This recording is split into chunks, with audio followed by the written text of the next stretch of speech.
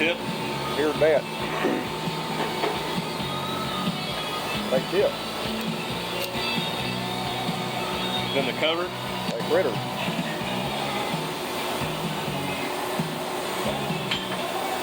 Next up comes the fluid cartridge. That's the blue thing. There are two ways you can do this. You can either do it with your Nipex with a solid grip. It wanted to come out there, but I will show you the other way just in case. Take you two good 6-inch square head bits, put one on each side. It comes out really easy that way. Pretty. Next up is the mixing chamber itself. All it has is just this little lock right here. There's a slot inside. Only comes out and goes in one way. After that, we have our two fluid valves here.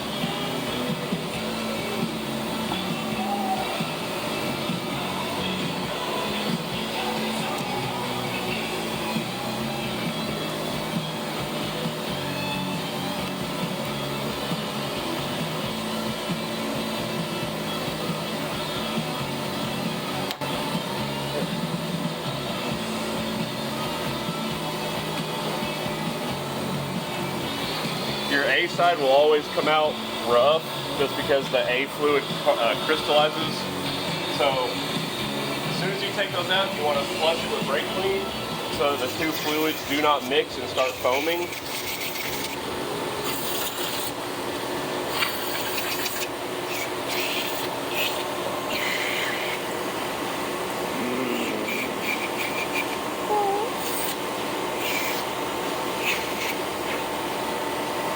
Alright, pause recording. You want to take your two fluid valves here, do a quick little clean to get the fluid out of them.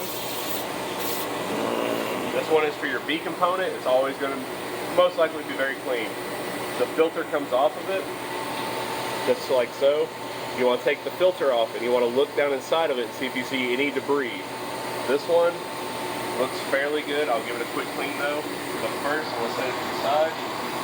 I'm going to clean and inspect this part of it. You want to inspect on the inside where the spring is and see if there's any debris or gunk buildup. And if so, clean it out. And then you want to check inside of there where the ball valve is to make sure there's no debris in there. So with this one, the filter, all I'll do is just take a little bit of brake clean, spray out the inside, get rid of the gunk, and then set it back over here.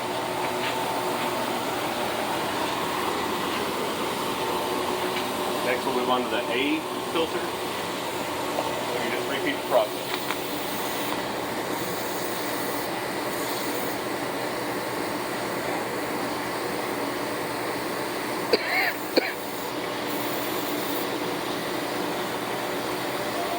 Looks like the other one, you want to visually inspect the inside and make sure there's no buildup or gunk. And this one here, you can see around the rim, it's got a bit of a crystallization and buildup of the A component.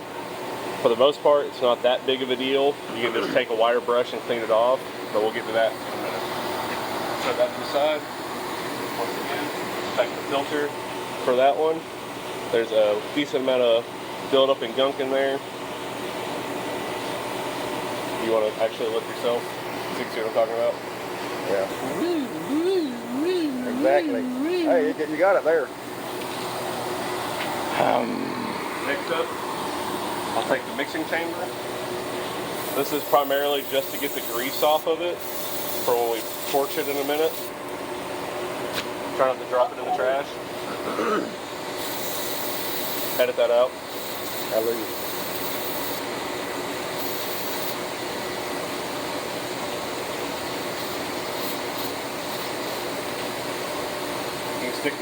I just kind of figured that out yesterday. You can stick the straw straight up to it, squirt it, and it'll come out both vents, help clean it out just a little bit. Hallelujah.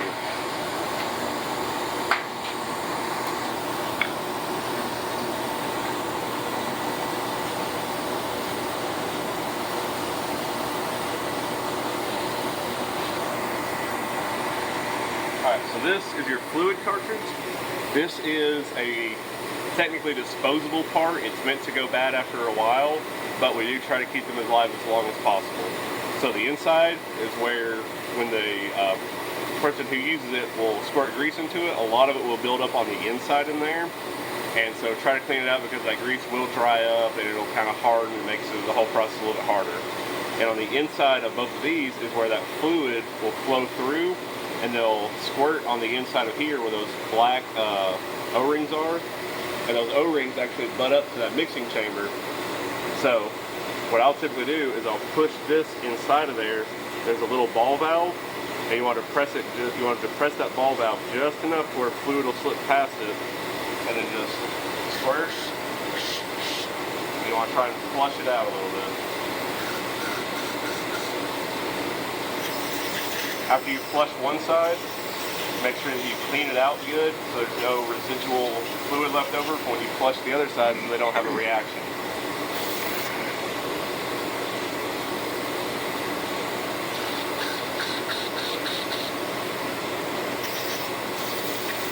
After you flush both sides, just give it a pretty solid little clean, and we'll inspect it a little bit better in just a minute.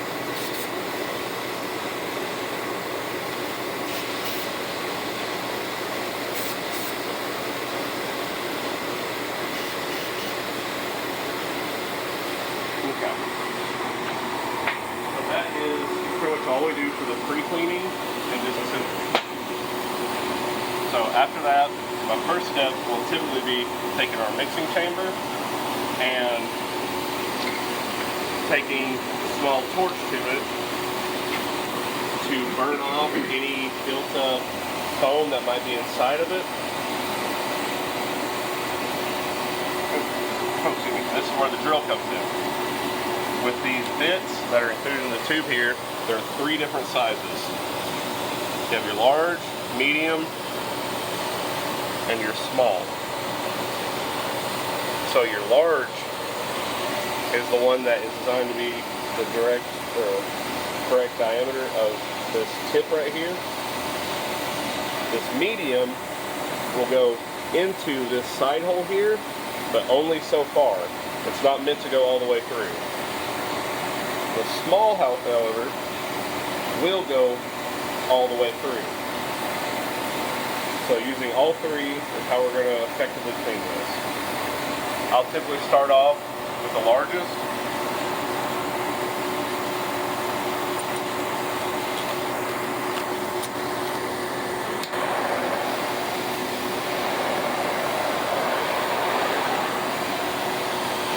I'll typically apply heat within this section of it. That way it heats up the inside mixing chamber and the tip, and any foam that might be in there will start to bubble and want to come out. But if there's too much, it will just burn up inside of it, and it makes it a lot harder to clean. So I'll typically start drilling as I'm heating it up to free up any of that buildup to make it easier.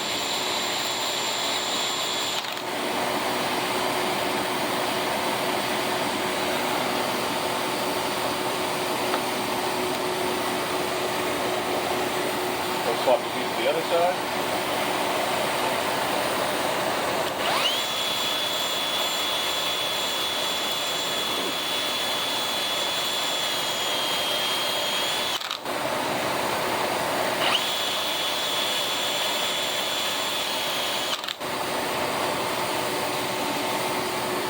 So let's swap down to a smaller drill size so that I'm confident the tip is mostly clean.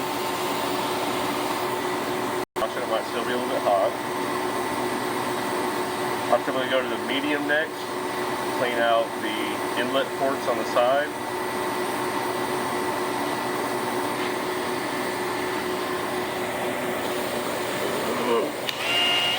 Like I said before, the medium size is meant to go in and clean out that small bit of a chamber, but not go all the way through.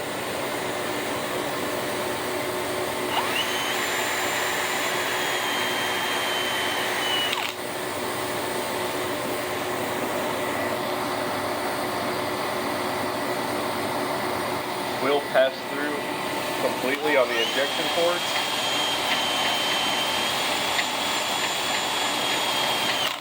And alternatively, every now and again, I will just kind of running around the inside of the tip just in case there's anything down in there. So, after we drill it, because it is still hot, take the pliers, grab a hold of her, bring it over to the airlock. So, our little pins, thankfully, are just about the right size to go directly on the tip of it right there. It's not exact, but it's close enough. And in doing so, you can check the airflow passing from the tip out both injection ports, and that way you can kind of gauge how well your flow is going to be.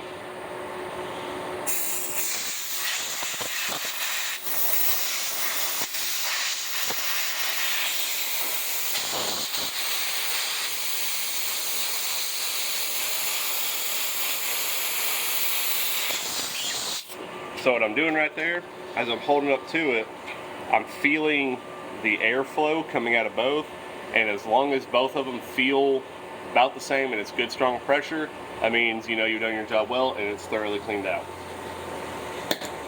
A quick little pass.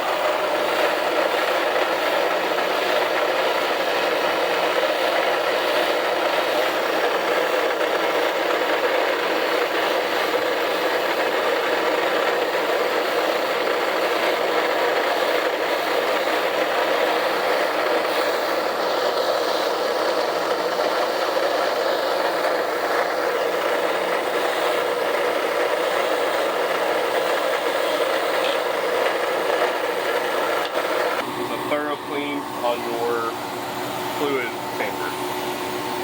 So you can tell we got a little bit of a grease slash brake clean buildup on this little port right here and right there. Just go for that and hand it into the wire brush.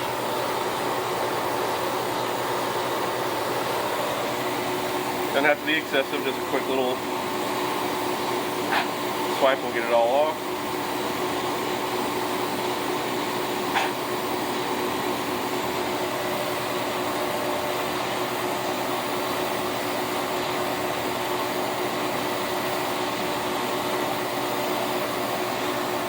Then you want to look down inside of it, and you want to inspect to see if you see any large buildups of grease.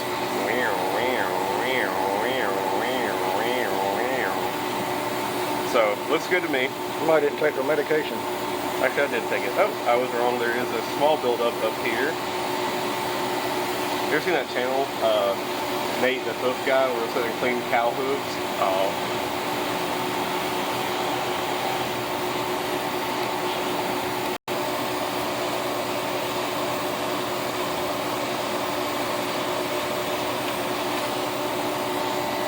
You don't want to be too aggressive when you're scraping it in there, just enough to kind of break it free so that it should flush out with the brake clean.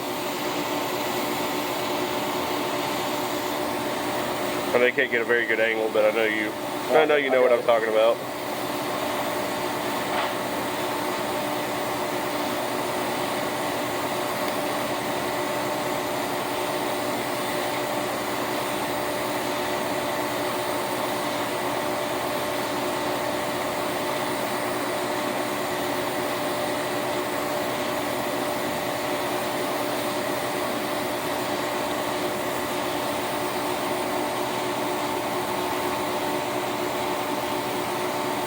Alright, looks a lot better to me. Anything that's left over should flush out with brake clean.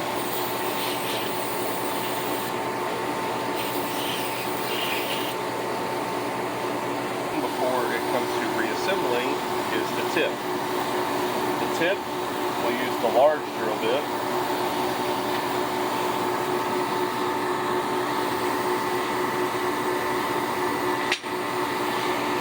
The way the interior of the tip is built is it tapers off down here towards the bottom. So it's almost like a cone. It just gets wider towards up here. So you gotta be very careful when you do it. But you wanna make an initial drill through to make sure you have a good hole. You wanna back it off just a little bit. And almost kinda like you're wallering out a hole with a drill bit. Except it's foam.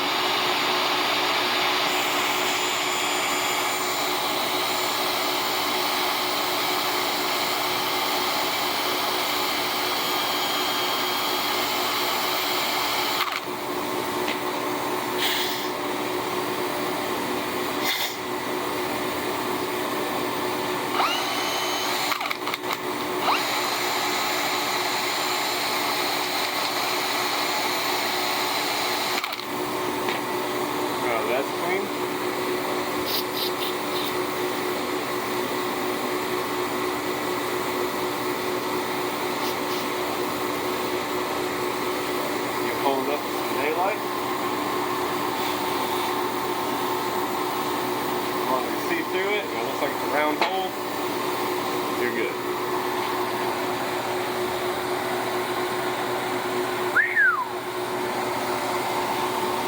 Got video evidence of Bill looking at my hole.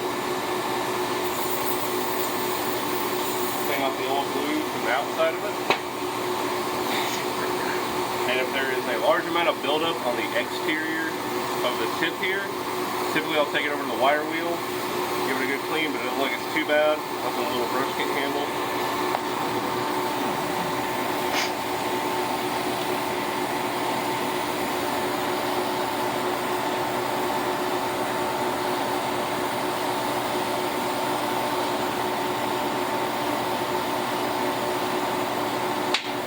Alright, so now begins reassembly. I'll borrow somebody's napkins, which I've been meaning to buy a box of Q-tips for this exact process because it would make it a lot easier. Fold a napkin so I have a nice good pointed edge on it. I'll set that to the side. I'll take this grease right here. Squirt some on my glove. I feel you. So the first thing that's going to go back into the gun is going to be our mixing chamber. So take some grease. I'm going to fairly liberally coat it, especially in that trench right there, just to make sure we don't get any buildup. When it comes to the injection ports, you want to be very gentle about putting some on right there because you don't want it to plug up the hole. And that's just more work for yourself later on.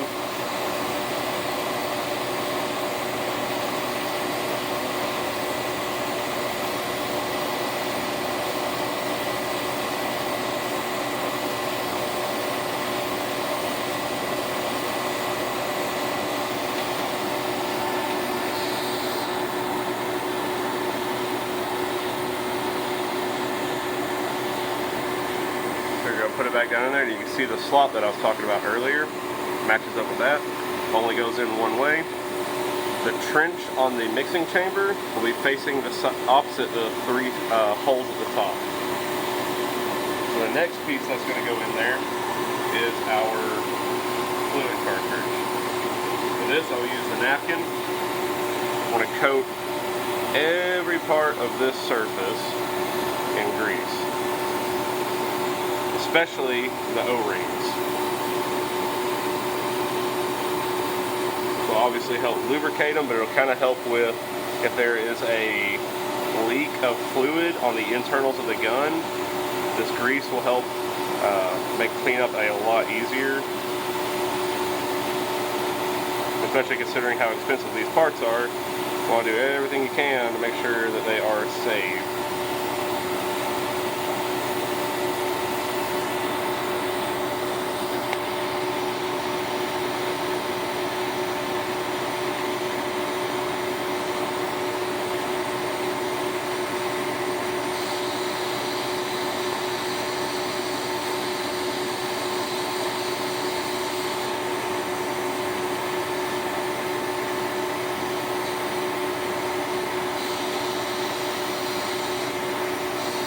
I'll additionally put a little bit on these two silver plates on the sides. Don't necessarily think you have to, but I kind of feel like it helps. Again, in case there's a fluid leak on the inside, it helps with getting this out. Because if that A component dries on the inside, this can be a major pain in the butt to get off. So when this goes inside, your three holes up there will line up with the three holes on the inside. And it should just push right down in there. So next, I'm going to put in I'm going to clean that up just a little bit.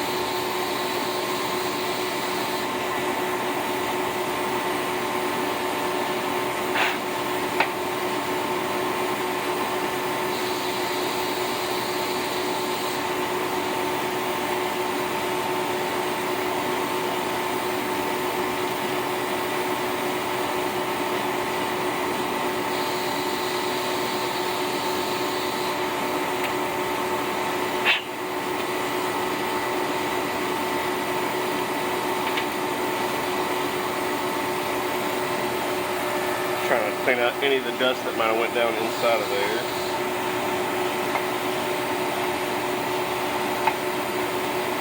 So, next up is our little valve. For this, I'll put some grease on the top part and around the O-ring on the side.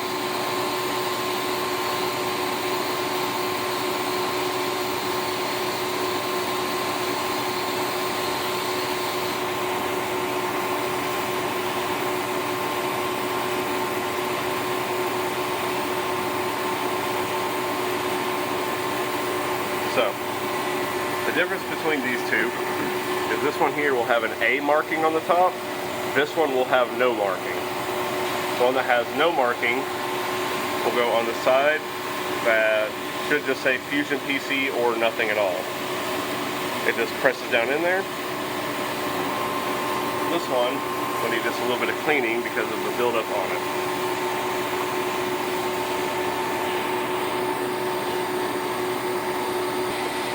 That doesn't mean record when I say you're not supposed to do it.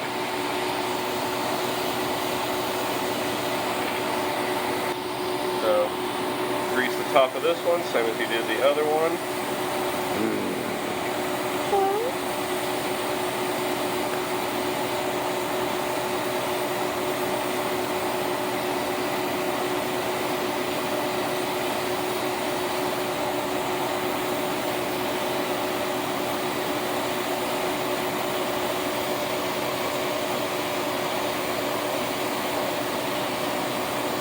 The one that is marked A will go on the side that has an A marking on it. Woo!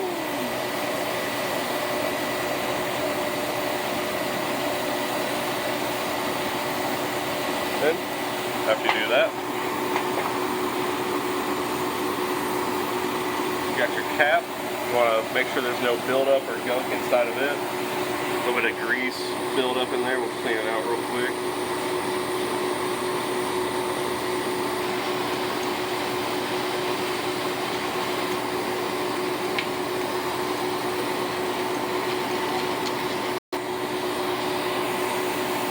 Now that that's cleaned out, I'll take my leftover grease.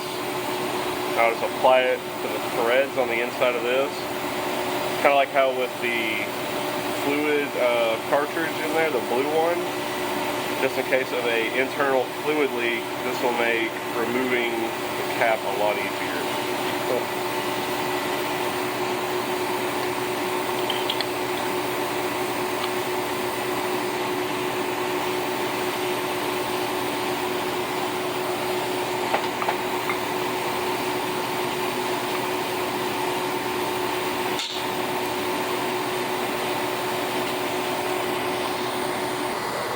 When you tighten it down, you don't got to go crazy on it. Just good and snug. Make sure this ring right here is tight. And the very last thing, and the final thing, is just your tip. When you put the tip on, you want to make sure that your control valve back here is in the off position. Those boxes there, those are all Porno. So, you want to make sure that button is in the off position whenever you put the tip on. If it's in the on position and that tip is pushed further back, this will not go on there all the way. And you're going to have issues.